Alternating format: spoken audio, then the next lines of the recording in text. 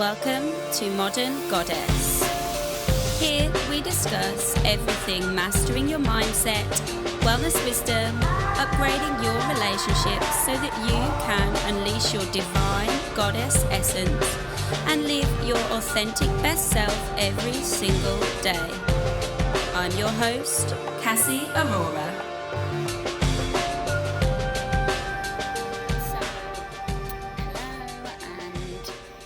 My bad guys, before we go into this podcast with Jeevan, this is going to be an awesome podcast. We talk about Saturn Return and where it is in your chart and where it is in your houses.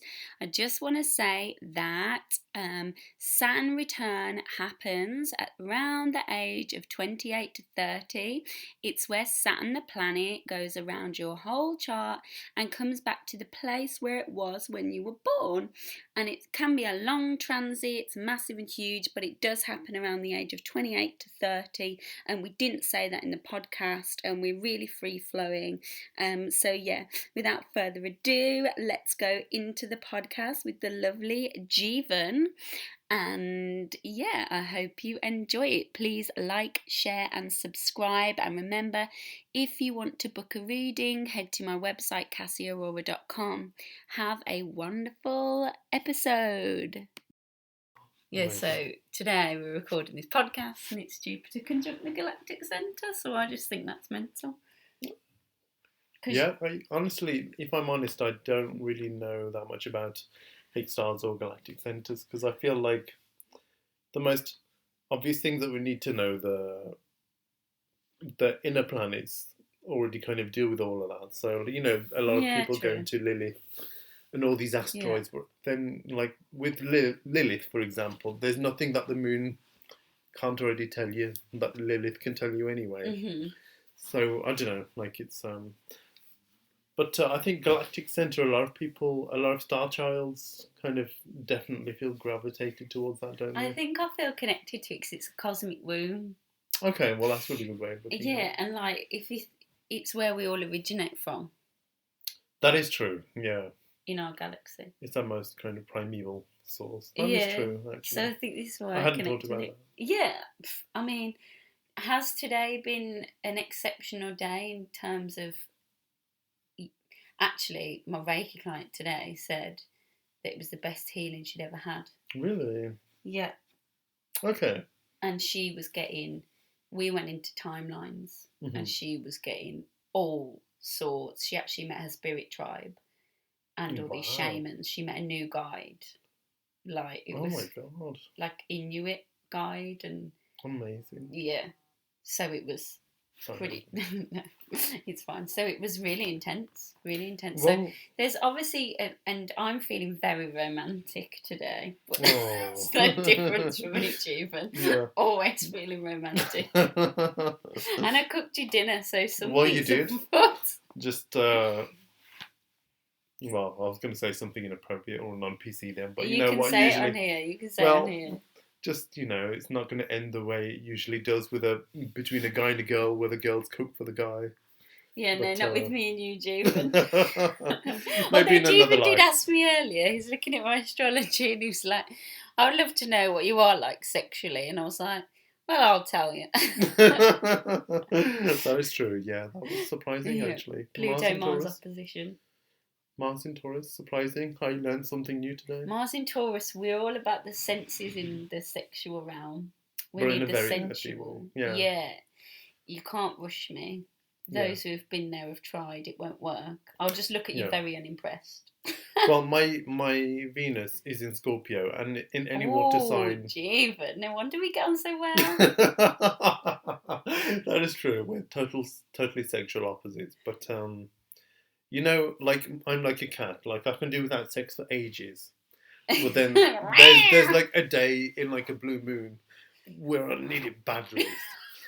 So, like, you know, the things guys resort to kind of have an itch scratched. But, like, I'm very kind of surprisingly slow when it comes to sex. Like it's Well, I'm really Venus and social and Scorpio, they've got outgoing. to, it's all, take It's the all time. private and all. Because Yes, Scorpio's penetrating, like, yeah. I don't know, no pun That's what intended. he said. Woo! But it's penetrating to the, like, because my Mars is in a relationship with Pluto, sex for me is a transmutational, it's a transformational act. And it's a Yeah. soul act. And for me, because I've got like my South Node in the 8th house, I don't give it away to anyone because I'm susceptible to energies coming in that maybe aren't invited. So Yeah, exactly. those who Makes get there sense. with me, so I say you're very lucky. Well, I don't know. Yeah, I think I've had the opposite where I think someone told me about the kind of higher expressions of planets. Like, so okay, so the typical person who checks their horoscope, for example, they're probably mostly interested in the base kind of manifestation of that planet. Yeah, so like newspaper astrology. Yeah, like Mars means fighting. Someone's gonna have a fight. There's gonna be an argument. You're gonna trip over and hurt yourself. Exactly, and that kind of stuff. And then there's a neutral kind of expression of Mars, which is very okay. There's going to be some sort of confrontation. Could be internal, could be external. Yeah. Okay. And then there's a higher expression of, let's go with Mars. So the higher expression is okay. The drive is towards peace, and you need to have your inner control to create peace, or you need to control factors or circumstances, but in a more spiritually or ethically responsible way to preserve peace. And that would be like a Martian.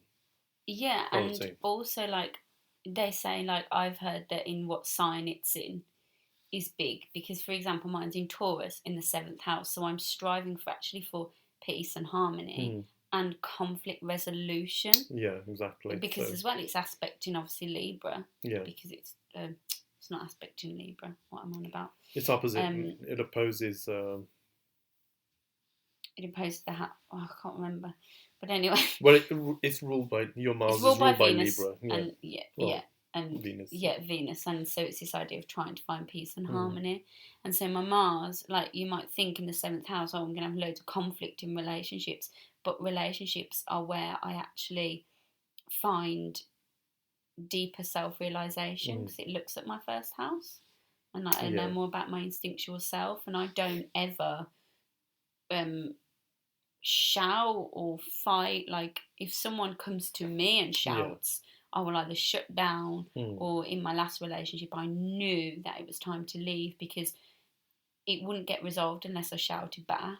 Yeah. And so I found myself just doing that just because I thought, and that's not who I am. Like I'm normally like would never shout. It's like, okay, I feel this way. So it's more of a conflict resolution. Even though you might say, because it's in aspect with Pluto, it could be like horrendous. You know what I mean? Like, yeah, absolutely. And it depends on your consciousness, I think. And that's where I disagree with a lot of astrologers as well, because astrologers sometimes think that your consciousness can be mapped out by your birth chart, but I don't think it can. Like, what if you're gay or lesbian or, if you're asexual or autosexual, there's what planet are you going to look at for those things? They don't exist. I mean, you can get to know about your preferences and everything, but then the consciousness you're born into pretty much kind of decides what expression you're going to kind of have that planet at. And going back to your example about Mars and Taurus always wants to build things, and it's okay to want to have some tangible things in life. I mean, we're physical for a reason. Is what I'm saying. So I think it's okay to always want to be building on something. So especially with your sensuality, I feel like for you always want to be progressing some sort of truth about yourself, or kind of getting to know yourself. But you don't need to. I mean, I was joking about wanting to know your sexual identity earlier. But maybe you don't know, but you're going to spend the rest of your life working that out. And that's okay. And I love that with a partner. Like, sex to me is extremely important. Not more important now, but it can't be non-existent. Because it's a totally different space. But I don't know. It's one of those, isn't it? Because, like, I can't imagine partnership without sex. It's important. Like, I mean, going back to one of my very first relationship, well, probably my only real relationship. Well, that sounds sad, but there's the there wasn't a Pisces lot moon, of sex. everyone. Well, I'm yeah, joking, sorry everyone, I'm a Pisces moon. I'm gonna crap on myself all the time. No, I won't. But I'm Sagittarius, guys, anyway. And my Jupiter conjuncts the galactic equator. I do know that. Holy It crap, does. Jeevan. Yeah, so we'll go into that. Definitely. But, no wonder I see you, Jeevan, and I'm seeing like Yogananda. Really? Like, the very first time. Because you remind me of him. Really? Paramahanta Yogananda. You even look so like sweet. him in the face. Really? Oh, God. Sheila, who I'll have to introduce you to, she's a really great astrologer. She's also a psychotherapist. So I learned a lot about psychotherapy through her. Something I may actually embrace. But she said to me the first time she looked at my chart that I was a spiritual leader. Like, I'm going to be a spiritual leader. Because it's all in the first house as well, so Mars. But my Mars, while we're on the subject of sex and everything, I'm glad you made that distinction, actually, because everyone looks to Venus for sensuality, and it does. Like, it kind of, that's your preferences in the bedchambers away from everyone, behind closed doors. But Mars rules your actual sex drive. Yeah, because Mars is the path of God in that it just wants to procreate. Yeah. It's not even bothered about the Venus side. It's just like procreation. Yeah, exactly. I mean, it's the conquest, it's the conquistador, it's that archetype. And there's this Roman prayer to Mars, which is actually really, I'll have to find it, but it's actually really beautiful. Like, it actually kind of made me all well up inside. And it's about,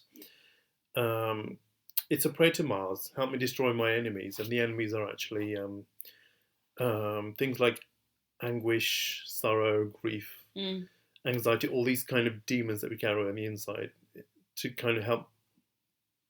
It's asking for Mars to help you preserve the peace. So that was actually really on an internal level. And so nice. you look at the Romans and you think, what? Like, why? Why would they have a prayer like that? But there's actually not that much we know about. I think a lot of people don't get to delve enough into kind of Mars' kind of spiritual. Mars is very spiritual, isn't it? Like Brahmacharya, it's on the path to God. Yeah. This is Mars. It's not got frivolities. It's just like path to God. Like, that's how I know Mars. So we've basically not introduced you. So if anyone's born with us, has bore with us this long, has listened this much. So everyone, Jeevan, this is Jeevan. Hi everyone. Yes. Do you want to introduce yourself and tell people about yourself? You can. Jeevan's just mouthed at me. What do I say? Okay, well, Jeevan's the person that got me into astrology. Really? I thought you did that all by yourself. Well, yeah, I was, but you made me feel like, it's not just my sun sign. And then the way you used to talk, I was like, shit, like, Jeevan knows this. And then I obviously studied. That's amazing. And studied. So I'll get a royalty check in the mail, hopefully, in the future. But I'm Jeevan. I'm really into astrology, as you can imagine. I'm working on my website currently, so I'll tell you when that's ready. I'm a civil servant in the daytime, but I want to be more astrology based in the future. But I'm also kind of very interested in how to actually ground those planetary energies. Like, it's, you can't blame something on the fact that you're a Virgo. No, you're just a bitch. So not just like, okay, well, I'm a Virgo, that explains it all. It's like, well, how should we make that work, like, in everyday practical reality? Yeah, look at my chart. Like, it's I could be a cowbag. Where do we start with you, Cassie? Jeevan's words the other day when I told him my actual birth time was, "What did you do to piss off God?" And then he laughed at me down the phone. I was like, "Thanks, son." Just been through my 7 years of hell with my Ketu Mahadasha. Thank you so much. So, what's your Mahadasha at the moment, and when does it end? I'm finishing Ketu Mahadasha, Mercury Antardasha. I've entered that, and I'll finish that. Then I'm moving to Venus Mahadasha in 2020 at the end. Oh, that's really, really nice. So Mercury one is pretty short. It's like the end of the Ketu Mahadasha where they say like hope has been restored. Okay. Because the last 7 years have stripped me completely of everything. Yeah. Everything, like to when I went to the brink of death in April. Wow. Yeah, I remember going through my Saturn Madness, and that lasted 7 I was brutal born in years. my Saturn. Yeah, like that's pretty much who you are. You'll actually miss it when it passes, because I actually miss my Saturn return. It feels strange. I think, yeah, we're going to talk about Saturn return today, guys. But like, I've got strong Saturn, and I feel like when my life isn't falling to shit and things are going well, I sort of think, well, what am I supposed to be doing now then? Yeah, I still get like that now. Like, I've missed a trick somewhere. Oh my god, something's going to trip me up. Yeah, and I actually miss kind of being forced to be structured and more honest with myself, saying no. I was in a position in my Saturn return where I had to say no to a lot of people. I was stripped of a lot of my liberties. I think we can all relate to this in one way or another. And I actually miss it because it was contained and it was safe. And yeah, there may have been this everyday drudgery. Yeah, you're getting a bitch slap each morning, but you're getting a bitch slap, so it's fine. Yeah, and I'm not talking about getting, Stockholm syndrome or anything where you fall in love with your captors, but it's more, you find this new zen in it, like, you actually face your fears once and for all, if you've done it right. And I think... if you've done it right, it's true. And I think that's, after that, if you face your fears, you actually question, what did I want all those things for anyway? Well, they weren't to have more stuff. It was for emotional reasons, and we are emotional 100%, creatures. 100%. My Saturn return has all been around. So it is in the second house, and I've not hit it yet, but it's hit every other 6 planets that precede Saturn. So, I mean, anyway, let's forget me and mine. Someone who's listening to this who knows nothing about astrology, because my podcasts are astrological based, but they're like basic. Okay. So what is Saturn? Let's maybe clear that up, and why is it important? Okay, well, Saturn is one of the planets which I see as its higher expression being, bringing into form. It brings things into form. The 3D. Yeah, absolutely. And for that to happen, you still need to obey the traditional physical laws of the universe. Yeah, exactly. So, when, for example, I'm going to say something controversial now. If planet Saturn had a social identity, it would probably say we shouldn't be telling all our kids that they can just be and do anything that they want, because you can't do everything that you want. Mm-hmm. You can't be anything that you want to be, because time will pretty much restrict you, or if it's not time, it's money. Mm-hmm. And that will pretty much decide things for you, and then on top of that, your circumstances of your birth and all these kind of things. So you have a lot of all of these external factors which, on a physical level, you won't have had control over those, but on a spiritual level, there's circumstances which you would have chosen. What you're left with is, okay, so on the spiritual side, these are the choices that I made before I came into this birth, or whatever you believe. And then on the other hand, you have, I want to be a barrister. That's what I've always wanted, but I'm kind of, my background isn't such that I can become a barrister. Mm-hmm. But if Saturn may restrict you in terms of, okay, so you've got to care for your family a lot, so you may not be able to study so much. People sometimes just leave it there, like, okay, well, I'll never become a barrister in this life. Whereas Saturn can actually push you as well. Yeah. It makes things happen, because then it kind of makes you choose between one or the other. Mm-hmm. And Saturn proves to you that you can only do one thing at a time, but then when you do, the amount of focus that you actually have during Saturn influence, you actually move mountains. It helps you move the heaven and earth. And Saturn brings rewards. You know, Absolutely. They say that, you know, Saturn doesn't bring rewards, but like for me, in my Saturn-Venus conjunction, which for those of you that are listening, Venus is essentially, let's just say in a nutshell, relationships. Saturn comes there and tests you and makes you purge any relationship that is not there for your highest good, things that limit you, things that aren't authentic, because Saturn's mantra is like truth. That's it. Absolutely. That's all Saturn is concerned with, is absolute truth. It doesn't like faulty foundations, so Saturn Return is about foundations, you know, those kind of things. But like my Saturn-Venus conjunction made me purge a relationship in a very horrible way, but at the very end, as it came to a close, it gifts me a new one. Still with delays, because I'm still trying to get over something, and it's just really interesting how that worked. And also it's about, I don't know, let's stick to Saturn Return, but like for me, I see it as, there's a few ways I see it. Like sometimes Saturn just comes and says, you are in the 3D, what is your legacy on this physical planet? And then it looks at, like, you need to do it, but it's not going to be easy. And sometimes I think because Saturn is limitation, we feel so much limitation to get to that thing that actually feels like our authentic truth. And it's how can we move beyond that limitation and fear? What actually steps can we take? Because Saturn likes you to have courage. Actually, I think it likes the courage that it takes to step outside of everything you know. And that's what it felt like for me.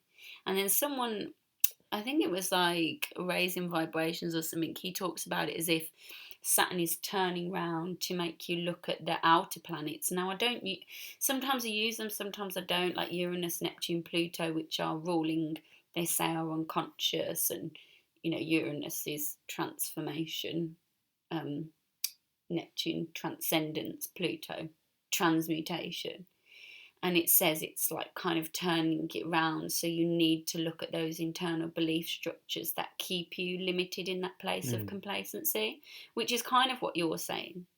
But like in a nutshell, Saturn is like changing the foundations, like getting rid of faulty foundations. I feel like it's concerned with truth, removing fear and limitation, because I know people that have like Saturn in their 5th house, the 5th house being children or inner child, and either way they might learn through their own child, or they might be gifted a pregnancy. You know, it's like, it's really, I think when you look at someone's Saturn Return, people can benefit working with an astrologer because they don't know anything about astrology and they read some Mickey Mouse thing like Saturn Return in the 1st house.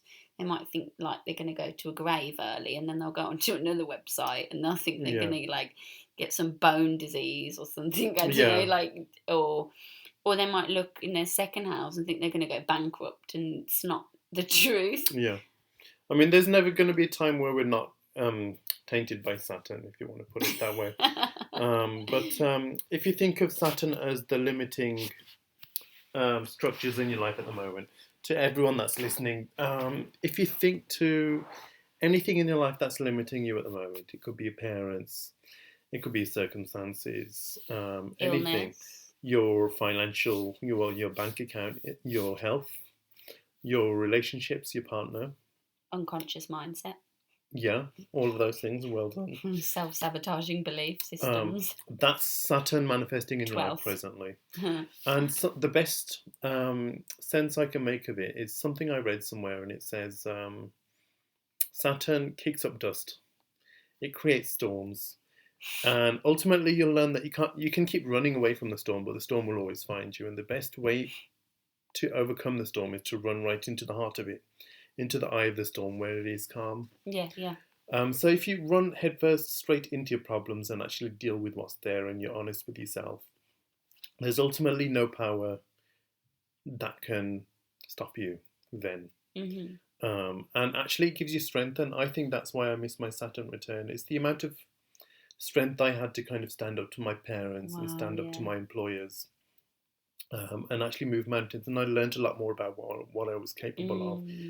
But if it hadn't been for those limiting circumstances, I probably wouldn't have become so strong. And that's 100%. Exactly what Saturn does. It's very strengthening, but also it kicks up dust on purpose because Saturn, as a spiritual provider, he's trying to crystallize exactly what you've come to work on. Hard lessons. Exactly. So that's why Saturn rules karma as well, and authority in general, like the police and institutions. And boundaries. Yeah, exactly. And that's something as a Pisces moon that I struggle with. I feel so sorry for you yeah. guys. Oh God, yeah. It's. I've got a friend and she was a Pisces sun, and Mars in Gemini. God. Oh my God. God. I'm sorry. With a Taurus moon and a Leo ascendant. Ooh. Ooh. Bless her heart. And it was boundaries, man. Like, for me, once a boundary's in place, it's like, boom, the gates of hell have closed. Like, yeah. But, so, you know, it must be so hard for, like, Pisceans. I just don't know how you do it. It was very, like, with Saturn, it's like, well, you're either coming or you're going. But Pisces as well, it's a little bit everywhere. I mean, aren't we all one? Like, you know, it's really easy to kind of turn it on its head and say, well, if I'm having financial problems because you're a part of this problem, you know, with that. So, like, it's on a philosophical level, it kind of makes sense, but it means that you'll never actually define anything. And obviously it's going to be different for different Pisces people because their moon sign might be stronger. Yeah, and the strength of the planets and what house is it placed in, and you know, what's it aspected by, what's it in relationship with, or I feel at the moment really sorry for anyone that's born between 89 and 93, 94, 95. Feel for us, please, Jeevan. Because, I mean, my Saturn return for my generation was different because Pluto was there. And my Saturn conjuncts Pluto, so that's... Yours does? Yeah, it does. Yeah, so talk about destruction. Yeah, I know, but... Guys, this is the big 2020 energy. That's going to batter us. Right, Jeevan's relocating to the bed. Yeah. Hashtag boundaries. Okay. Sorry. It's just comfy here. We're super chill on this podcast, Jeevan. Then... Okay, Sorry. Yeah, carry on. No, go on. No, carry on. Okay, so... this generation, if you're listening and you're born between those years, you have... between the summer just gone, that would have been kind of really transformational for you, but the summer about to come, that's going to be especially transforming. Firstly, the world we're living in is definitely changing. If you think about Pluto as the archetype of corporations, power, and all that kind of stuff, multinational companies, going head to head with Saturn. Pluto, corruption as well. Yeah, corruption, kind of secret societies and all that kind of stuff as well. Yes. Anything that happens in secret or kind of subversion, abuse. And that's coming to head to head with Saturn, which is all about truth and structure and honesty and kind of building firm foundations. So and South Node. Yeah. Somewhere. It's moving away now, though. So a lot is about to kind of unfold between... Well, a lot has probably been unfolding for you between last summer. I love how you say unfold, and I'm like, it's hit the fan. Yeah, and if you haven't dealt with your karma now, Jupiter's going to come and make it even bigger. Yeah, oh yeah. Everyone kind of assumes Jupiter's the Santa Claus of the zodiac. It's not, it's a guru. Yeah. Jupiter's guru. It's like, you've reached enlightenment now, go and pick up the shit off the floor. Yeah, you actually have to start being responsible because of what you know. So for this generation, you kind of, going through the Saturn return, it's, so obviously you have the restrictions, like everyone would have during their Saturn return. A lot of your initiatives are limited, or you can't do them, or you're having to kind of make do with a lot less. And Saturn will catch up to Pluto next summer. Starting next Easter, actually, and then it's going to move backwards and forwards for quite a few years. Just to torture us. Yeah, because, it's kind of sadistic that way. Mm-hmm. So you're going to have a lot taken away, but what's built in its place is something that is more permanent. And I think, if you think about life being kind of transient, nothing's ever permanent, but... that's always except for truth. You know, your truth is who you are, and it's this drive for authenticity that you know, time can take away a lot of things, but it can't take away who you are or your authenticity. So developing your talents and skills, and obviously it depends on which house your Saturn return is happening in. I Cassie, think we should you've got go it. through that.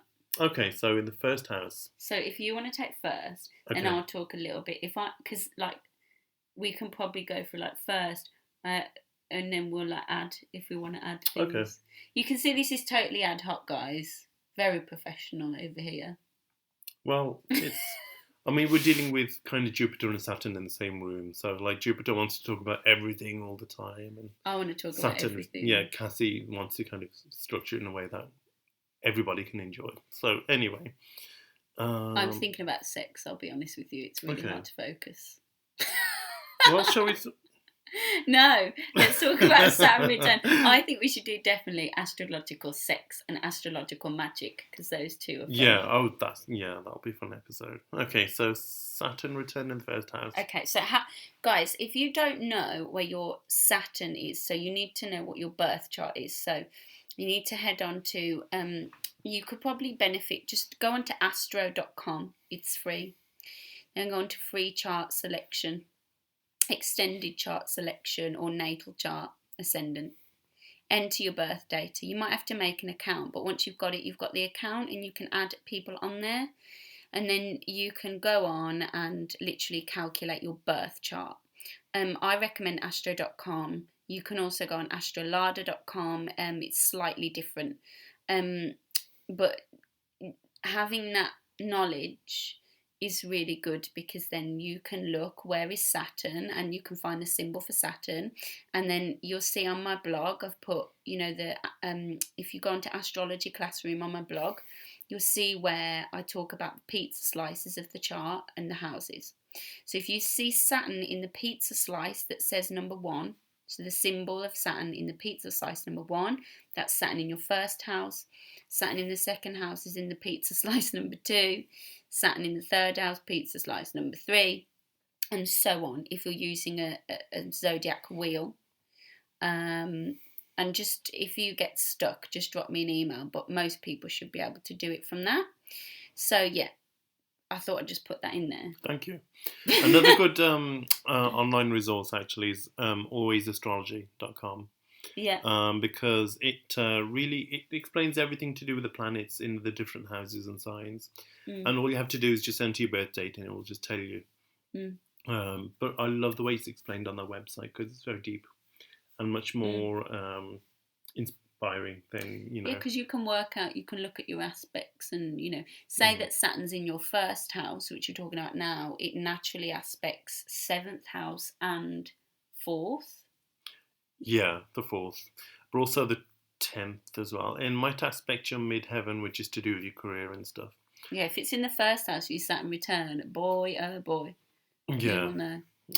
So the first house, Saturn will manifest mostly in your relationships to others. Most likely your home life and your close friends. And with authority, maybe? With authority, I think that's universal throughout the houses, but especially in the first house, actually, and the 10th house.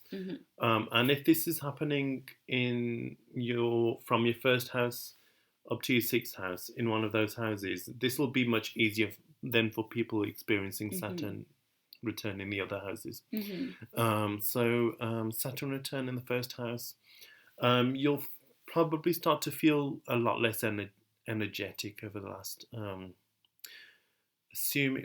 Saturn entered Capricorn, that was roughly, was that last year or was the year before? I think it was, last year, last year, I think.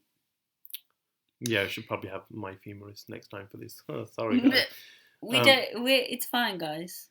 It's fine. Okay, so since last summer, you probably feel like you've been been burdened, and it's all deep and psychological. You don't know where it's from.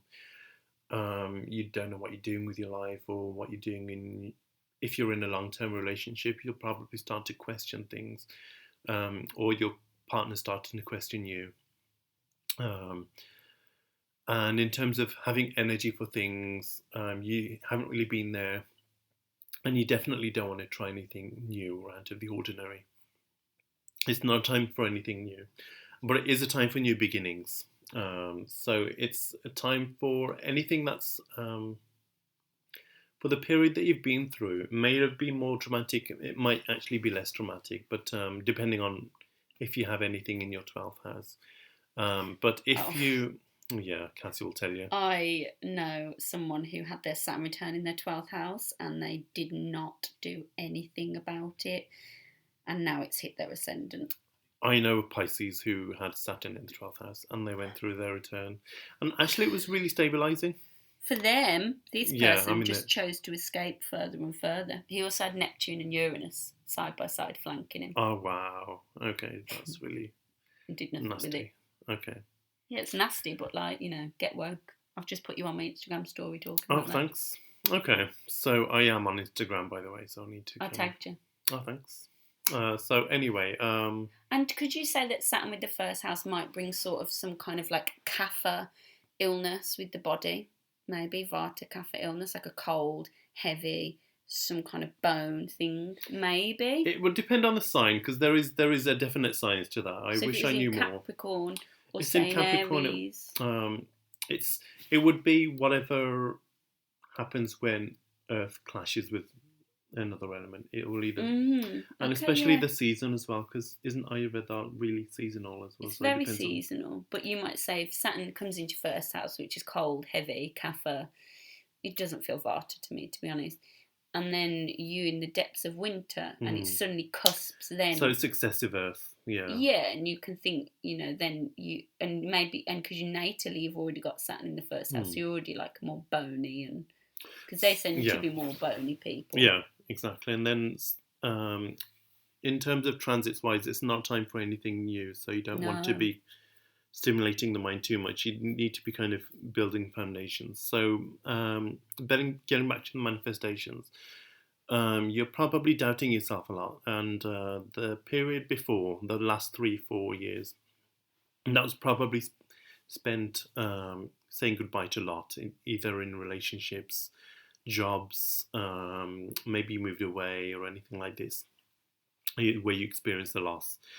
And that would have been a time for ending. So anything you tried to start afresh during that period, that wouldn't have worked out. But this is a period now to start, to focus your energies onto rebuilding your life from the ashes, rising like the phoenix, so to speak. It's whatever things you feel of you have survived, things that haven't been stripped away. For me, it was astrology. I did actually try to give astrology up when Saturn was transiting my 12th house. Does it have any aspects to your 9th or anything like that? Oh God, Saturn touches everything all over my chart. It's a mess. Or is it a divine blessing? I'm grateful. I didn't say that. I am grateful. Saturn in the first house. So it's not time for anything new, but it is a time for new beginnings. And you'll know. Look at the existing authorities and relationships in your life. And it's a time for you to actually start building the foundations. It's not a time to be maverick or anything. So don't make any promises or promise yourself anything, but just start working towards those things, get those foundations in place, and you'll find the transit a lot easier. When it comes to your relationships, honesty is the best policy, but neither of us said that was easy. But it will liberate you in a way that maybe you don't understand right now, but you'll see in retrospect. And because like first house, the instinctual self in many ways, and it might be that that there's some kind of delay because it's delaying you kind of becoming self-aware. Even I don't know. I'm just thinking that. Yeah, I'm thinking about those two things together. Relationship-wise, I think for people in general, you don't have that much energy for people that you... Okay, so what's happening on a deeper psychological level is this drive for authenticity for you as a personality. And that's how it's manifesting at the core. So there are people who don't really resonate with that anymore. Yeah. You don't really have energy for those people all of a sudden. And perhaps it's best to start saying no or kind of cancelling and kind of just, well, do what I do and just cut them out. But we can't all be Sagittarius with Moons and Pisces. So, yeah, walk away from situations that you're outgrowing. Let them move on and find people more on their wavelength. Because nature abhors a vacuum. When you say goodbye to certain friends or unhealthy kind of relationships that you're outgrowing, they will be replaced by someone who's more closer to your wavelength. And usually during this period, you'll find people who were also like teachers to you. They're there to kind of teach you something about yourself. Sometimes by appearing the opposite as first. Yeah. And then sometimes you might actually find that they become great friends. Yeah. Because it's Saturn. Yeah, exactly. Long lasting. And that's your relationship to your own truth, I think. If you can meet new people during this period that you actually get along with, then you're doing really well.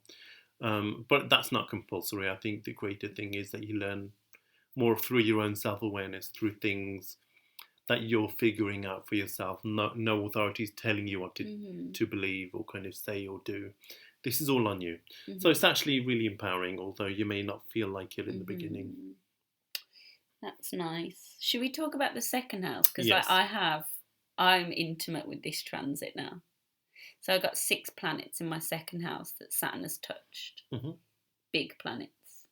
North Node, Neptune, Uranus, Mercury, Sun, Venus. And now just the last one standing left to be aspected is Saturn at 24 degrees. Yay! Yay! So this one for me...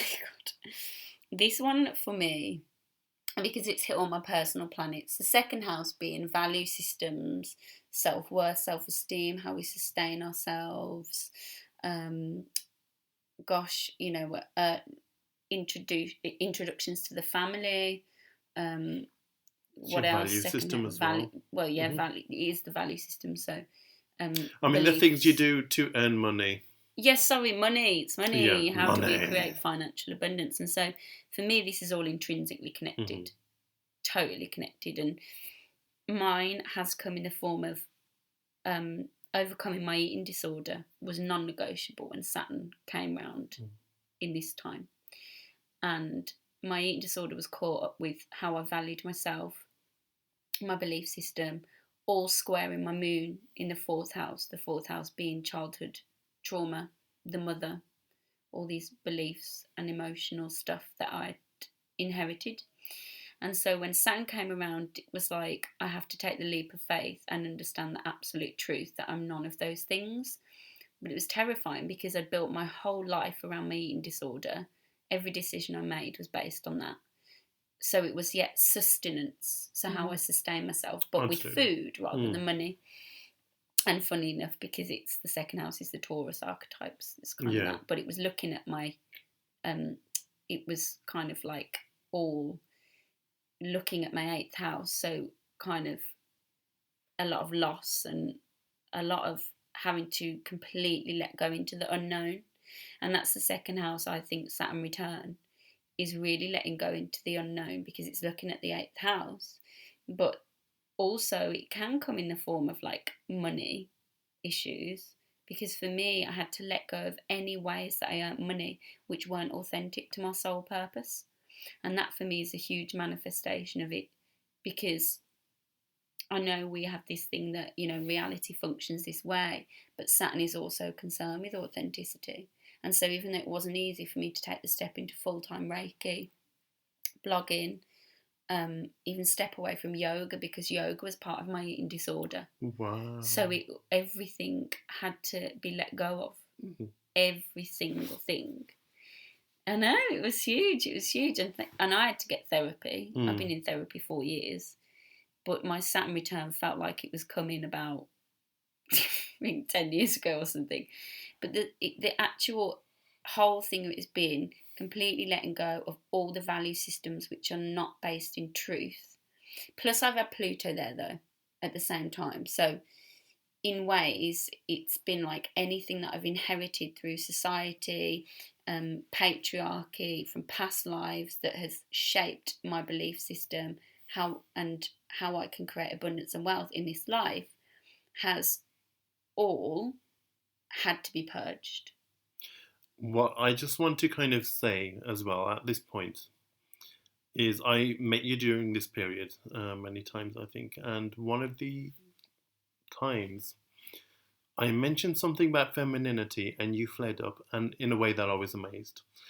I was kind of told off by this other woman for insisting that I kind of wait with her at a bus stop at night, while she waits for a bus home. But then she had a problem with it because that wasn't very empowering to women. And then you flared up about that, and that was actually really surprising to me because of everything that you were going through, which is very anti kind of patriarch and all these kind of lifting up the yoke of burdens of all these kind of male-based expectations, and then for you to actually not, as a result, want to be this kind of angry feminist archetype. You were still in touch with that soft, delicate inner feminine part of yourself. Well, it's the authentic feminine is allowing, and I love like the guy I'm seeing now. Like he insists on paying for stuff, and it's not that I can't pay, but like he offers, and that for me is a very empowering act. Even though a lot of my karma is about creating self sustenance. Yeah. But I think Saturn in the second house asks us to find absolute truth in our relationship with abundance, and absolute truth with abundance being we have the ability to receive. In the act of receiving, we tell the universe we can receive.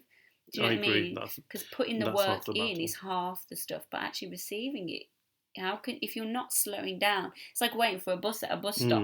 If the bus doesn't slow down for you to get on, how are you supposed to get on? And that's exactly. like, Well, it's not going to stop if you don't stop to wait for the bus in the first place. Exactly. If you're just running alongside the bus isn't. So, and I think Saturn wants you to, even in the second house, even slow down and reevaluate how is it I earn money, and what about this is based on my truth, and what is based on the truth of my ancestors and how they earned money. Is that actually truth? No. There's an infinite supply of money. Saturn knows that. All it wants you to do is tap into just the truth. The truth is, you can't half-arse it, but it's not as hard as you think. Yeah. Because it isn't as hard as you think. No, I think it's actually a lot more simple, and we're just way too complex. But capitalism have made money feel like it's something outside of us, the same as God. They've removed all the power from us. And so Saturn's like understanding we are the power source. It's the truth. And truth right there again, the way it manifests in the second house is you've got to, the stress is on you to kind of earn money in a way that is authentic to you. 100%. Like you can't just have a job anymore. Like maybe you were okay with that for the last 14 years of your life, but it becomes now unbearable. Yeah, suddenly it's not okay, and you want to be earning money doing something that is more in touch with your belief system, however it is at the moment. So hence why I now just do astrology and Reiki and all the quackery stuff. That's amazing. And Saturn does pay off. No, I mean, everyone looks to Jupiter to being this big benefactor, but none is more generous than Saturn, because once you've with wealth, it can be easy come, easy go at any point of life. But when it comes to Saturn, if it's given by Saturn, that's permanent. Yeah. Like the way that it might manifest is that you have all these kind of small income streams from everywhere, but they'll gradually build more and more and more. And whatever happens to you, your health or your circumstances, the wealth that Saturn provides will always be there. Like, it's permanent. It's real. We should set up an astrology school, Jeevan. Absolutely. It would be incredible. Tell us if you're interested. Message Cassie or something. I've already got people wanting to learn astrology with me. Really? Oh, let's totally set her up. I was thinking about doing a retreat, actually. I was thinking that. Oh my God. Watch this space, guys. Boom. But everyone's in LA, so obviously we'll just have to go. We'll have to go. Oh, unfortunately for us, we'll have to go to LA. Oh God, it's unfortunate. But, it's no problem. You in LA, we'd feel like bloody beached whales. No, I better start working out. I'm very Jupiter on the ascendant, shall we say. I was going to say, shall I just give you a little astrological remedy there? Yeah, I'd actually value it. I'll give you my chart. You're my Saturn manifest, aren't you? Oh, by the way, I forgot to add as well that if you have planets in the first house, you appear as those archetypes to other people. So, for example, I have Jupiter in the first house.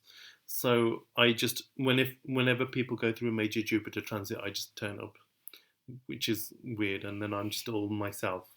And then they all learn something and they just move on without me, but whatever.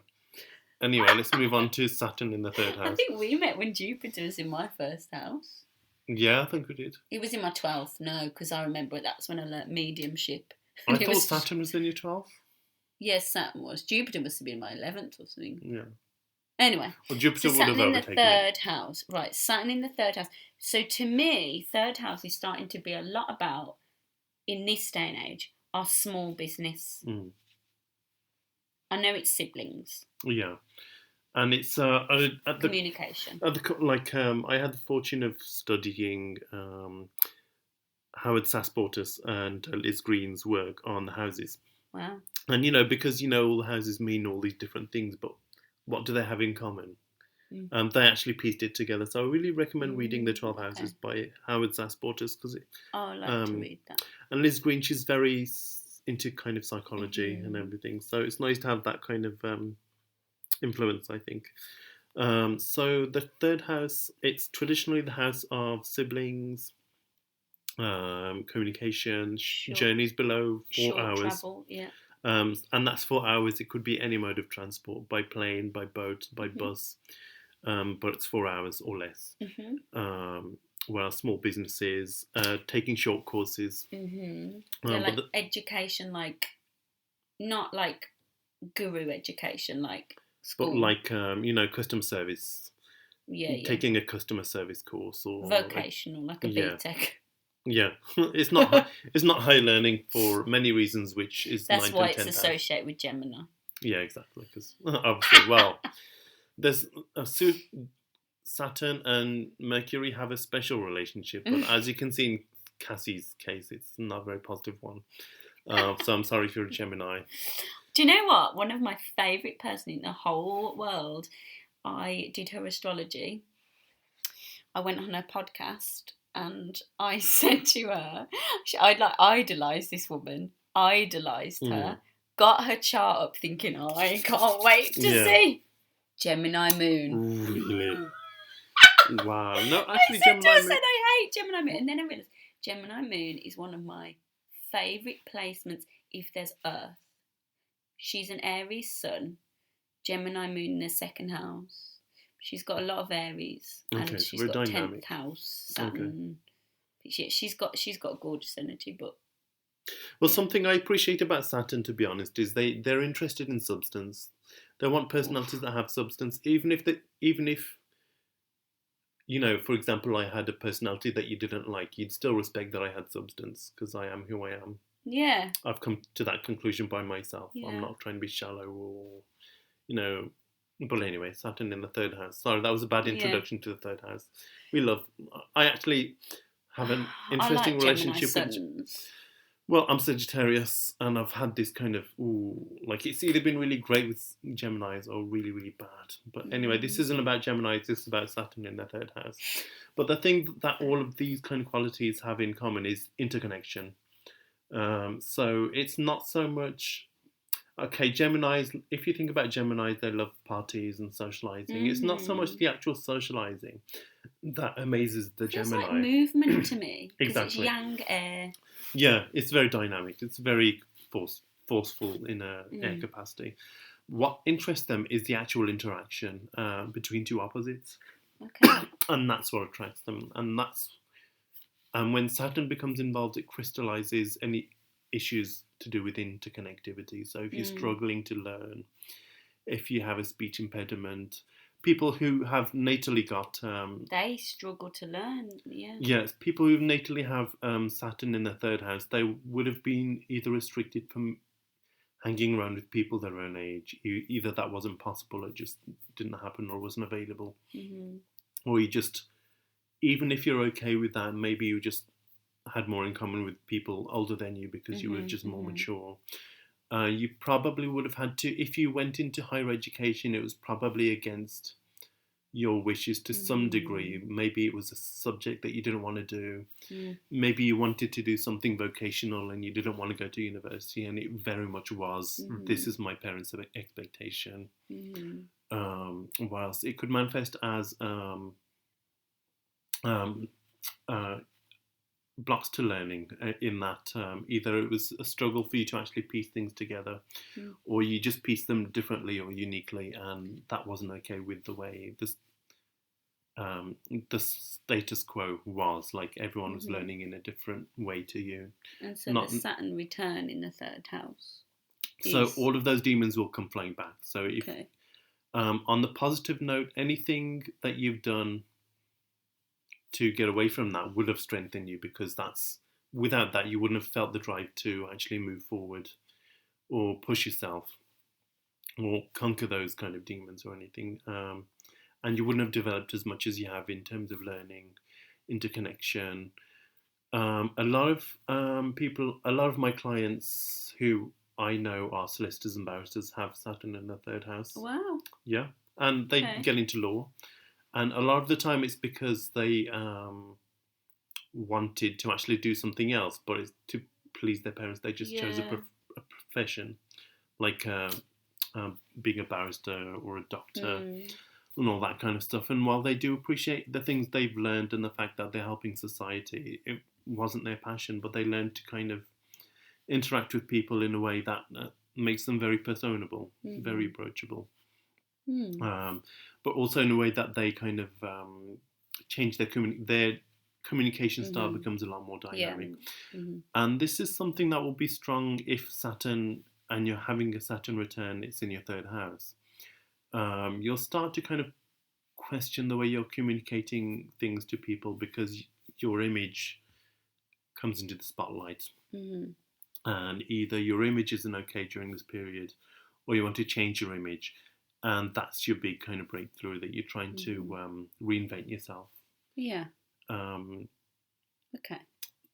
can be very defining, or it could be a time that you stand up to authority and you try to kind of communicate what's true to you. Or maybe you feel forced to. Yeah. But it's better to go do things of your own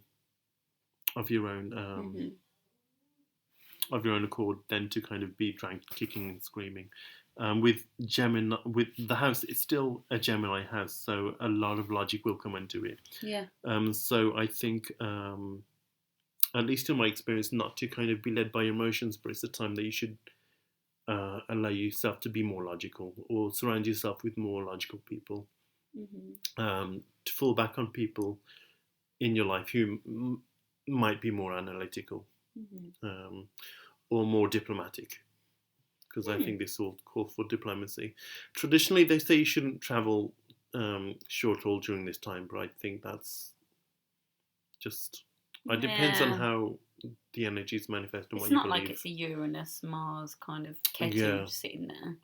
No, that would be a lot more sudden and everything. Yeah, but exactly.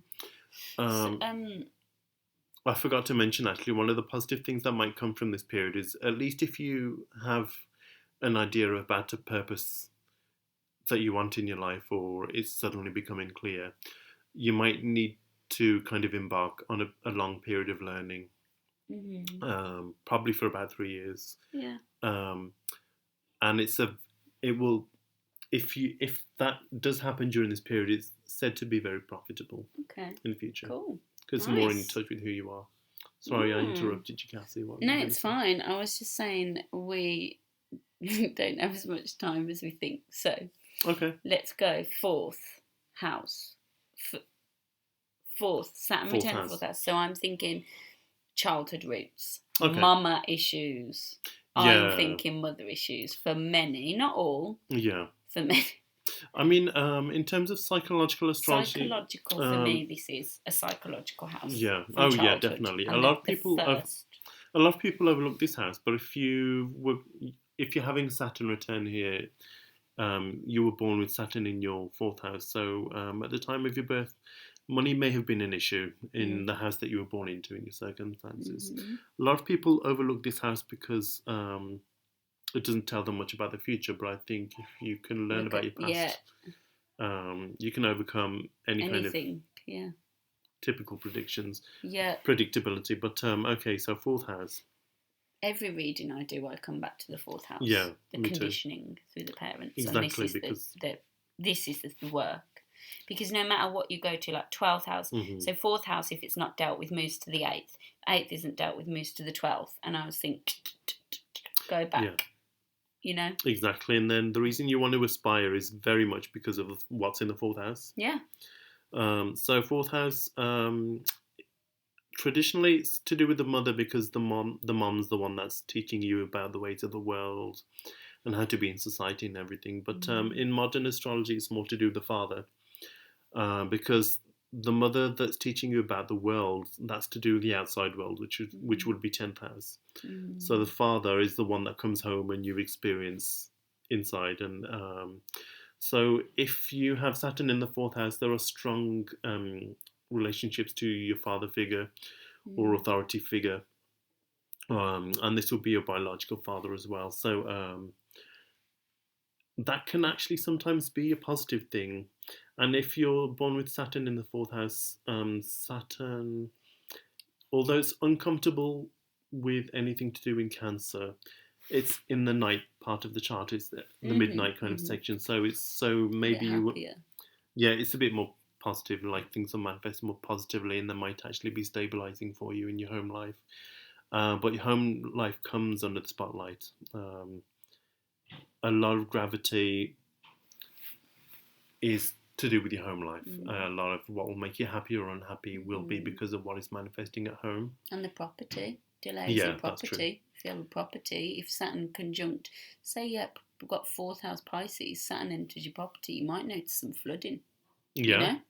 I know that's happened, actually, in Saturn in Cancer in the 8th house to someone. Yeah. Literally, the house literally I had flooded. Saturn conjunct Venus, and it was in Cancer or something for someone. I don't remember, and there was like a flood at their dad's house or their mum's house or something. It's just really funny. These things happen. And Saturn is a transpersonal planet. Yes, it's to do with you, but it's also to do with your external circumstances. Yeah. So what happens is, although, so your house is flooded, it's still an externalization, what's going on inside. So if Pests. Because it's teaching you boundaries, and if you get an infestation in your house, it's showing you where you don't have boundaries. Yeah, exactly. And then especially if after the result of a flood as well, the after effects, it's the effect is the causes water.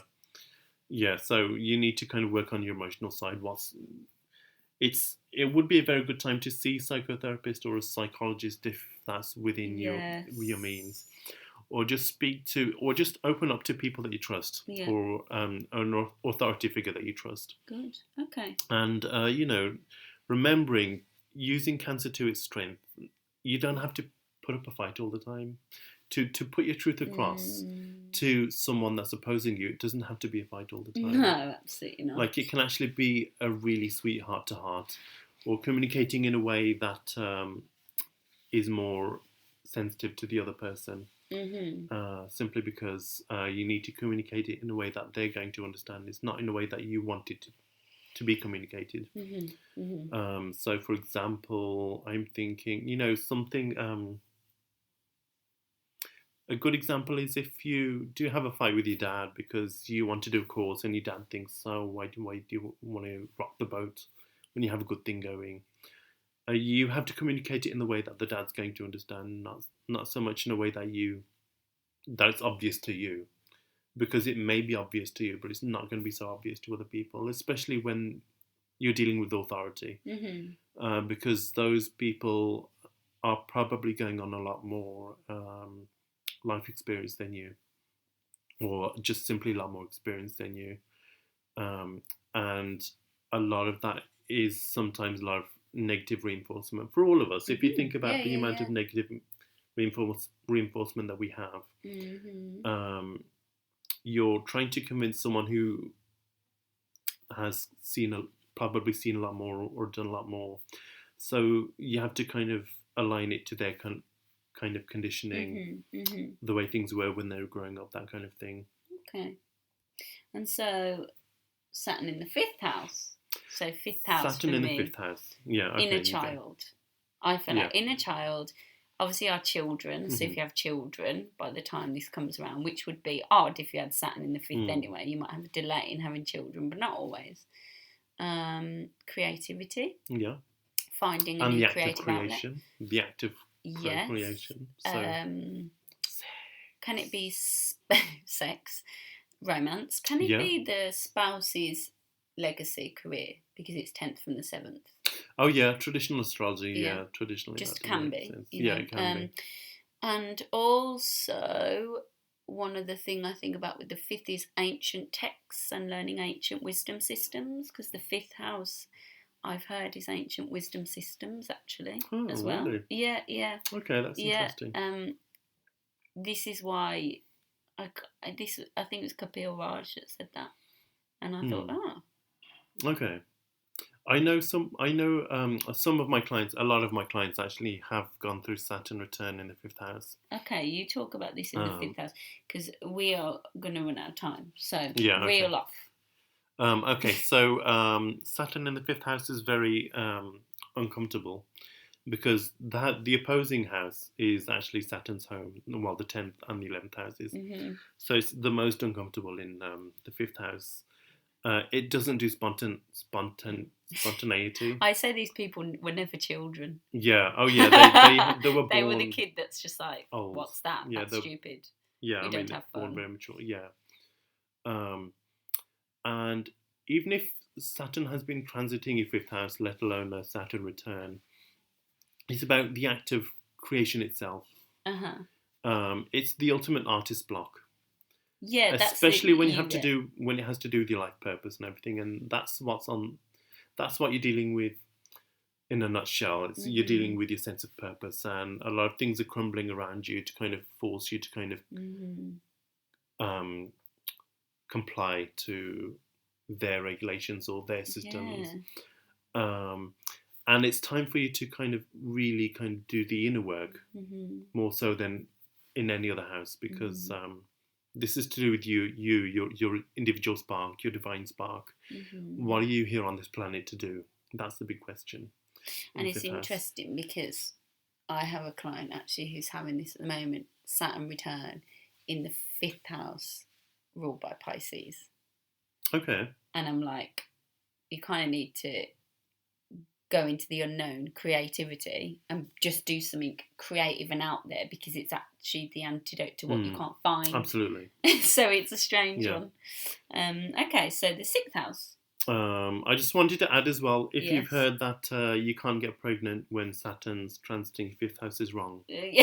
I know, I've known it to happen. So just it could be an unwanted pregnancy, an obligatory pregnancy. Well, a lot of people kind of say things, firstly, science is science, so astrology isn't going to negate science, but also, that is true. It could be unwanted pregnancy, but you can still get pregnant, just saying. Are you looking at me, Jeevan? I'm just saying it to our audience. So 6th house, actually, Saturn is very comfortable in the 6th house because Virgo. Saturn loves detail, Virgo loves detail, so it's kind of a marriage made in heaven. And the body. Yeah, so your health Daily becomes habits. important. You may have been born with serious health implications, or they were apparent in childhood or at the time of your birth. And that will come back to haunt you. So now's a very good time to be good to your health. It's actually during a Saturn return, if surgery comes up, probably see an astrologer or something. Because ultimately depends on the moon at the time of the surgery. Yeah, if it's waning. But it's I think this is a fun one, because then it's kind of a revolution. And you can, your health. Yeah, and you can cement like better health habits, daily health routines, and Saturn loves routine. Yeah, I mean the big kind of downer with this one is that you're not happy with your work-life balance. Yeah, and can be debt as well. So exactly. So you feel enslaved to circumstances. Yeah. But focusing on your health, your body. some say true health is wealth. True wealth is health. Health is wealth. Well, they're related, aren't they? Because how much you love yourself sets the vibrational tone, and then you attract that back. Absolutely. Okay. And it's also a time of giving to others as well. So maybe volunteering might kind of snap you out of your own problems. Actually, I started volunteering for Childline. When Saturn. Actually, it wasn't during. Actually, it was my Saturn return, but it wasn't in the 6th house. It was 10th house actually. But volunteering, it's a really good way to kind of help you through this transit. It will definitely make it easier. And Saturn likes that. Yeah, because it governs people lower class, like it's the archetype of the homeless man with the walking stick. Exactly, and then it just kind of, in terms of your karma and being service to others, I think as a society we need to do that anyway. But and anyway, if you have Saturn either in Virgo or in the 6th house, you're used to cleaning up after other people anyway.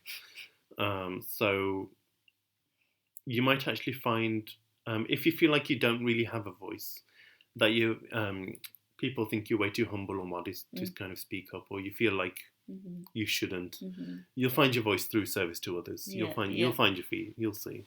Interesting fact: my ex-partner had in our composite chart, Saturn was in the 6th house, and I was always cleaning up after him. Wow! There you go. Yeah, it's. I mean, we were doomed if you looked at the composite. Never mind. Okay. Saturn in the 7th house. People think this is going to be bad. Not necessarily. I know people that have got married during this transit, but the marriage has come with a big load of heaviness. The partner has become depressed or gone through a period of depression that's required professional help. It's taken the relationship to its breaking point. But they have been married in this period as well. So that's quite interesting.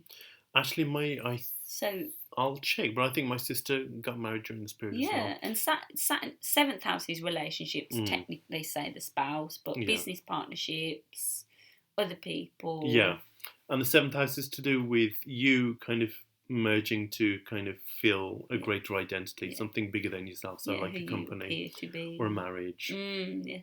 A partnership, but mostly in this house it's to do with partnership. The 8th house is to do with more with kind of larger entities, but mainly this is partnerships and how you appear in a partnership.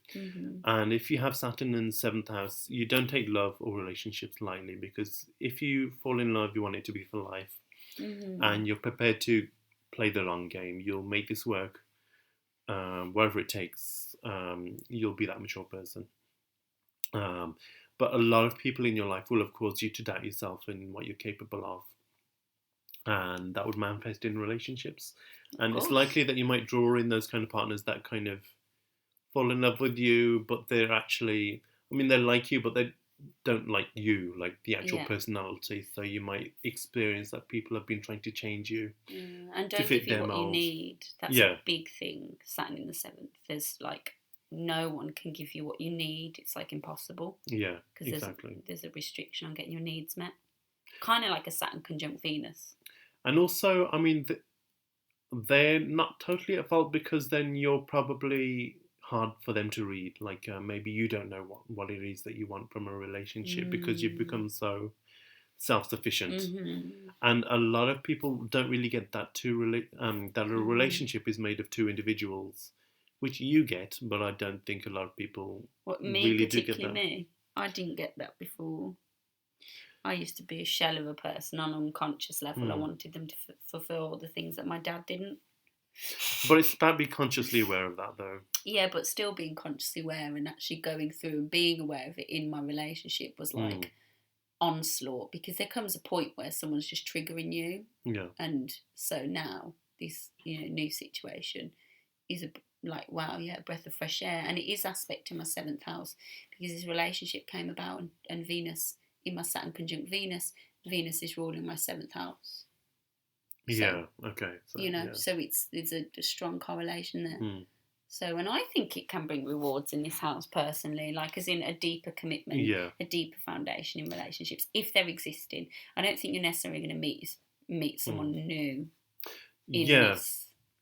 Maybe not, but I think if you do, then they're more closely in along your wavelength. I think relationships traditionally have ended during this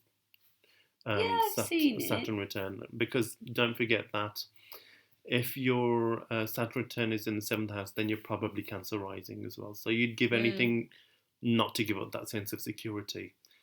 And that could be a big deal. And it's like, how do you deal with after this relationship? Obviously, you have to be truthful to yourself.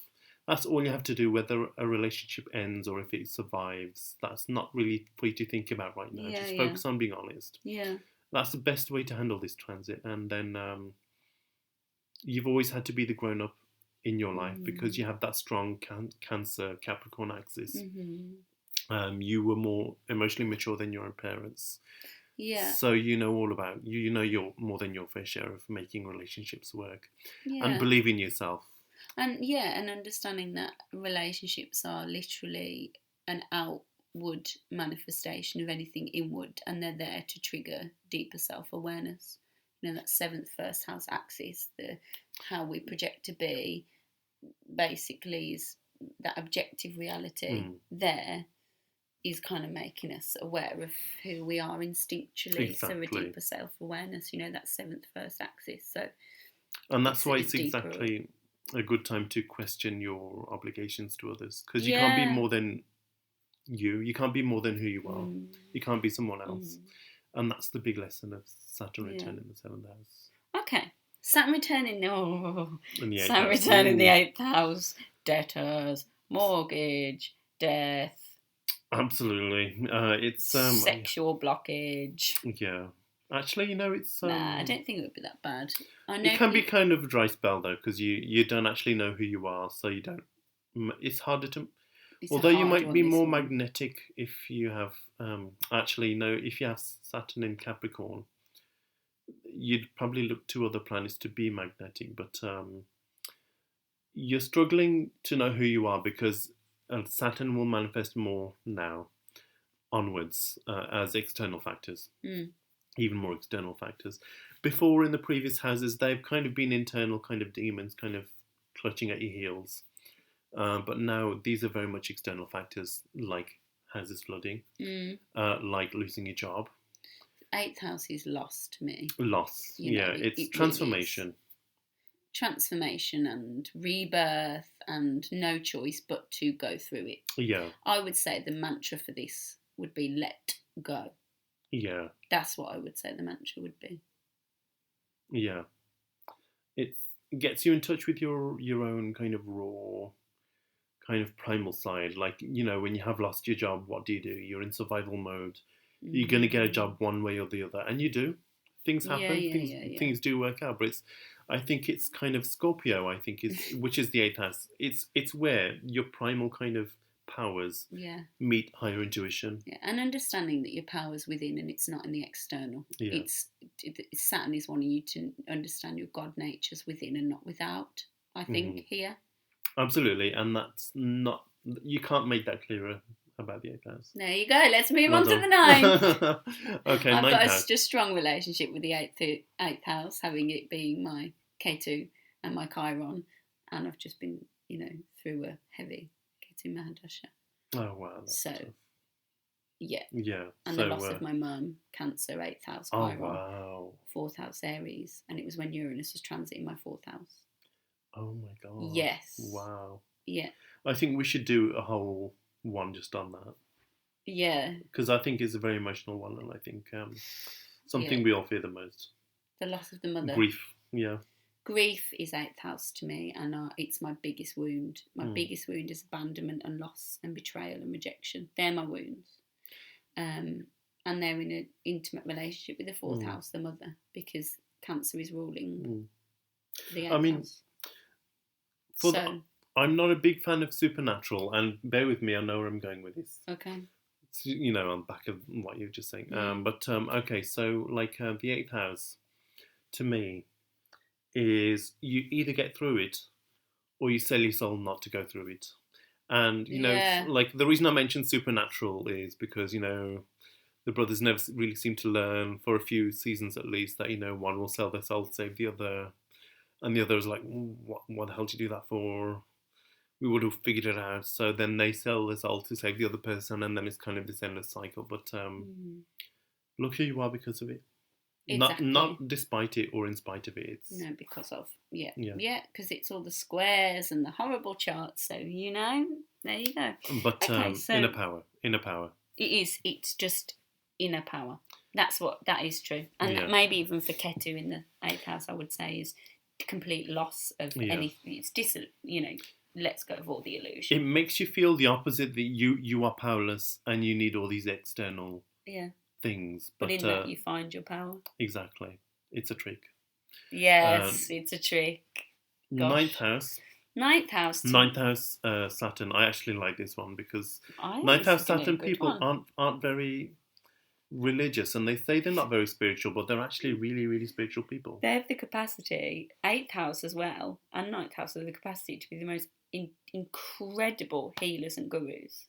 Really? 8th house have the capacity to be the most insightful astrologers. Absolutely, yeah, I agree. So anyway, same in the 9th, really, guru power, massive. But it's funny because people that say to me, I don't believe in astrology, they've all got Saturn in the 9th house. And I'm like, oh my God. That's true. Like, I even did a birth chart, offered to do a birth chart for someone with that Saturn in the 9th. And they still, I gave them the mathematical information, between this period and this period, the cut-off dates, and they still weren't convinced. But I think it's more internal. They probably do believe, but they're just very, very internal. So please, if you have Saturn in the 9th house, please just tell us. I need to know. Confirm what we're saying, please. Yeah, and I think, Saturn in the 9th, you're not likely to travel far. Could be something, 9th house as well is our gurus. So you might have some kind of authoritarian guru or a restriction on finding the right guru. Someone's probably blown the wind out your sails. So you've probably lost your existing belief system, which is crap. To have external factors force you to kind of face that a belief system was wrong, or kind of a deep system, or something happens to cause you to kind of... Maybe something around the father as well. Because 9th house is the father. Yeah. There is that. And then could be the father or the mother in that house, depending on which one of the houses. Yeah. More to do with that house specifically, I think. Yeah. But, with Saturn in the 9th house, natally, what you want everyone to have is their own God experience. That you want everyone to believe things for themselves, not just because they've been told. It wouldn't be surprising for you to have your own mystical experiences, but more often than not, it's a good time for publishing. Actually, if you like your book in you, it's a very good time for publishing. Saturn, cool. Jupiter doesn't like Saturn, but Saturn couldn't care less for Jupiter. But they're both publishers. Saturn on a physical level, Jupiter on the material level, because it's all philosophical and creative and going into the beyond to kind of pull down these ideas, these big visions. So it's a good time to publish, put pen to paper, or read. You may have your expansion kind of limited, whether it's for business, whether it's psychologically, whether it's your money or your relationships. But it's what you're meant to be doing is kind of, there is always learning, which is very 3rd house, but in the 9th house, which is opposite, it's time for you to kind of get in touch with your own inherent wisdom. So meditating, I would say, is the ultimate thing you can do to help yourself. To bring out what you already know. You know all these things. Trust yourself. Okay. You just need to bring it out. You need to still your mind enough to kind of, for it to present itself. Yeah. Cool. Saturn in the 10th house. Oh. Saturn in the 10th house. This was my Saturn return. And oh my God. It's to do, you'll have an issue with your mother. Because if you look at modern astrology, then Saturn rules the 10th house, which is the matriarch, your mother. It's very much the house that you choose to kind of, that house which decides what you do for a profession to please your parents. Because I think we all do that to some degree. We do kind of want to please our parents, or to prove them wrong. But that's the same. Two sides of the same coin. It's double-edged sword. We do want our parents to be proud of us. In this house, if you have anything in common with me, you'll find that your parents were very displeased with you, and that kind of creates a lot of that for me created a lot of depression or low sense of self-esteem, because it's also that has to do with your social standing. So the way I found my liberation was through just admitting that I just wanted people to like me. It wasn't actually because I wanted to make my parents proud. Like, I wanted my parents to like me for who I was, but I think I had to face that although they love me because I'm their son, they don't actually like my personality. And I had to be okay with that. And I was never going to be in a career that would make my parents proud, that they could brag about, and I had to be okay with that. And all this kind of stuff about debt came out in the open, so I had to deal with the shame of that, and that came out into the open. So in front of other people, where other people were buying big houses and nice cars, I was literally penniless. So having to deal with that kind of absolute, not just poverty, I suppose, because it was all this debt. I'm not going to make my parents proud. I want to be an astrologer. They probably wish they had a doctor in the family or something like this, and that wasn't going to happen. And I made my peace with that, and I'm actually okay with my social standing now. It's because I don't actually care what society thinks, because society always changes. And when you need society, they're not going to be there for you. But when you have something to celebrate, everybody just turns up. Mm-hmm. And you can do without that kind of shallowness. Mm-hmm. So when I stopped caring about that, that's when I suddenly started to become popular. Whether or not I like it, I always kind of find myself at the center of attention. I think it's great being Sagittarius anyway, but when you kind of don't actually care what society thinks, it kind of gives hope to others, and that's been my experience. Like, there is life outside your clique or your society. It's actually wonderful, and it's free. You're free to kind of be what you want without kind of anyone really dragging you down. Onto Saturn in the 11th house. Thanks for sharing that, Jeevan. Well, thank you. It's the best sense I could make of it anyway. And for some people it can just be legacy and career. Yeah, I mean, it's very much the 10th house, the social standing. So these kind of images of wealth you show off to others to kind of keep up with the Joneses and all that kind of stuff. And it's okay to be behind. Like, everyone's got. I think what I knew as well in those houses that I was being compared to, things weren't exactly rosy. Like, everyone else had all this money or all this wealth, but their family was so much more divided. But at least we had love in our house. Like, we were together. I've seen this manifest with like siblings, partners.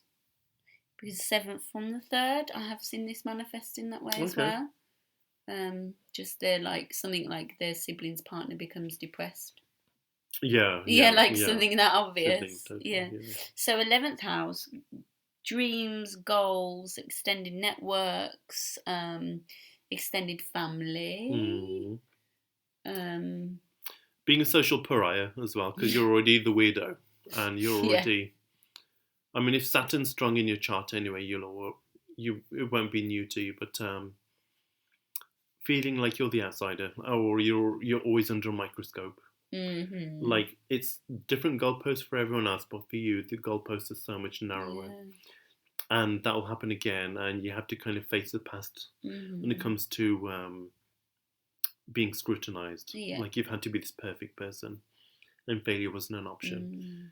And now you've got to kind of face up to people the way you are right now, and you should be authentic to yourself, but it's not. But it may be imperfect in the eyes of the people that you've grown up with. It might be a time to purge all those relationships with old friends, and that no longer suit you. And it's a very kind of, I mean, Saturn return is a very coming of age kind of transit, but more so in the 11th house, because you are your own authority now. Yeah. You play more by your rules, and you've loved and lost by this age, and now you're free to make your own decisions based on risk. And a lot of the times we have authorities in our lives who are our authorities because they don't want to take certain risks, Mm-hmm. which they might be trying to condition you to think the same way. But it's very important that you don't just take on other people's belief systems. Mm-hmm. It's a time to measure your belief systems according to the society that you want to be part of. Yes, I'd agree with that. Yeah, because you can't escape society totally, I think. Okay, Saturn in the 12th house. The Saturn return in the 12th house. For me, I have one word for you. Meditate. Every day. Can't stress enough. And we should all do that anyway, but definitely it will save your life. I mean, definitely the person you were is fading away and a new you is emerging. But because, as with everything in the 12th house, it's very elusive. Mm-hmm. You will never be able to define anything that has ever happened in the 12th house. I still can't make sense. I still can't. When people ask me, what's that mean? I'm like... I don't really know. That's my answer. Like, all this crazy stuff happened. Yeah, it can depend what it's aspected by, but I definitely think the 12th house it's a complete letting go of deep unconscious fears that you might not even know what they are. You might not actually know what they are. I think this is very otherworldly. I'm thinking like dream space healing, astral travel. That's where it sends me. But there's like a limit on it. You might go through a period of insomnia, not being able to sleep, restless sleep, which maybe causes you to make better habits. Sixth house, aspects in sixth house, to help you sleep better. Like, could be that simple. But for others, could be connecting to the ocean, like as if you can't sleep, connecting to ocean sounds, because that's everything to do with the 12th house. Pisces being symbolic of returning to oneness, like the great ocean of oneness. And it's okay for you to kind of want to merge, to be with the whole. Everything that you had in life that was untrue. This is true for the Saturn return anyway, but it's more pronounced in your 12th house. Everything that you had built in your life will collapse if it's not true to you. Yeah. The only things that will survive will be things that are very authentic to you. This includes relationships, things. You might actually kind of do a whole purge in your house and give away everything, or give it to charity, or sell it on. Because your whole sense of self is changed. Yeah. Could be foreign lands. Yeah. Suddenly move to far foreign lands. Like that would be a good idea. Lands, like Australia. That would be very symbolic as well of, starting over with a new identity. Although it's not a time for newness either, but then maybe you wouldn't stay in Australia in this example. But it would be a good time to travel, to kind of start from scratch, return to basics. Being creative, having this flow is important, but also it can be very stabilizing, especially if you're already in Aquarius. And if you're listening to this podcast, it's probably because you already have this kind of deep relationship to the universe. And it's time for you to kind of start channeling it more instead of having to decide things. Just go with the flow. That's the best thing I can... You're on a rocky boat. Yeah. And absolutely. Meditate. Yeah. Saturn in the 12th house, people. Be meditate. More yin. Could you kind of recommend anything for people to be more yin, like during that kind of period? Yin yoga, meditation. Yin yoga, Vata, pacifying things, water. I mean, I've been... you might want to put an astrological remedy in there. Move something nice, like, I don't know. What would be nice to put in there? I mean, I personally think, in terms of crystal healing, moonstone. Moonstone's lovely. Moonstone. Quartz would be nice. Quartz, yeah. Black tourmaline. Selenite's good for not sleeping. Selenites, yeah. Reiki. Reiki, oh yeah. Past life healing. I love celestite or celestial quartz as well, because it's kind of, it teaches you how to ground their energy into your mind, where you might transform it into an imaginative idea for a book or a piece of art. Yeah.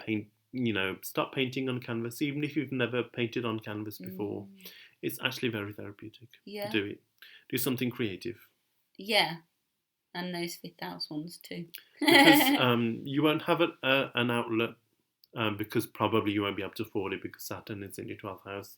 But doing something simple and creative. Yeah, of course. It's that outlet, it's that freedom, it's your chance to breathe. Or listening to music, actually, just lying on your bed and listening to your favourite music. Yeah. Zoning out. Yeah.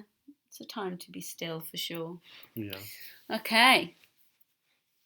Well, we got through all 12 houses and we feel like we didn't even touch on. Yeah. But, well, it's a base for future exploration, I think. Yes.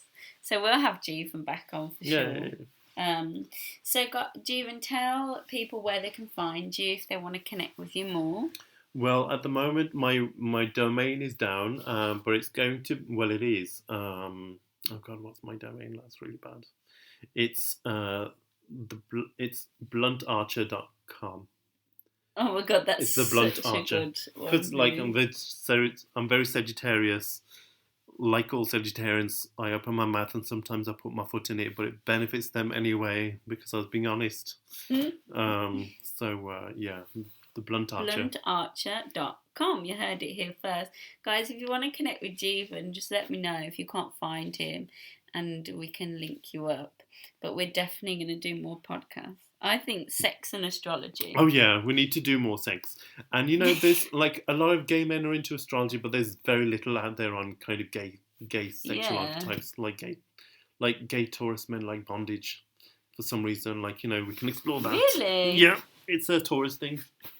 Well, it's Venus in Taurus, not it's just looking at you like, It's Venus in Taurus, not necessarily like actual Taurus people, or Mars in Taurus, for example. What do you think Scorpio's like then?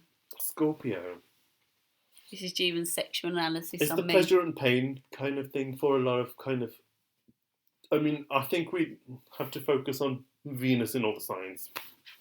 My Venus in Capricorn. Okay, well that can be interesting. Yeah, power play. Vanilla, really.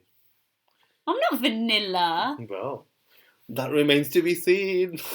I'll film you all a porno and you can see how unvanilla I am. No, surprisingly, I think it's time to challenge these kind of assumptions because my Venus is in Scorpio, which everyone thinks, very kinky, but I'm actually quite vanilla. Like, I don't know if it's Sagittarius having strong first house where I come across as a porn star or something, but I'm actually really like... You know why I think you're vanilla? I get that from you. Not beige, vanilla. That's something about you. I know some people that I'm like, you're beige. But I'm kind of very much in it for the long haul. I'm in it for the long haul, Jeevan. Yeah. I'm there for hours if you want me. Yeah, like I keep it going for hours. I kind of need a nap in the middle. But like I can actually, for the whole night, like you won't be sleeping, basically. There's literally no sleeping. That's like me, it's why I'm knackered.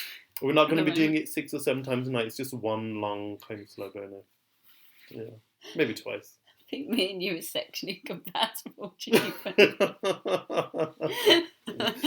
Never mind. And on that note, before I take it to the gutter, which is usually where it ends up with me, thank you, Jeevan, so much for coming on. It's been a pleasure, Cassie. It's been a pleasure, thank you.